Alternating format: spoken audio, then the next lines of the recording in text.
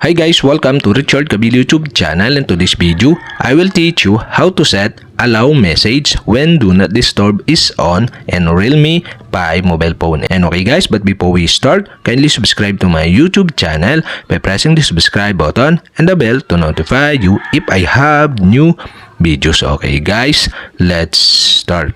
So okay guys, here in your Realme 5 mobile phone, you'll have to do is go to settings. In settings, scroll down and go to do not disturb.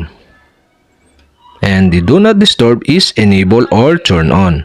And okay guys, if this turn on, you can set the exemption. Okay, you can see below the exemption, and okay guys, you can see the allow message from. So the allow message from is set into no one. So you can set this by tap the allow message from, and the pop-up are show. Okay, now you can see the option. So you can set the allow message from and anyone, contact only, started contact only, or set into no one. So I decide to set and anyone, and that's it.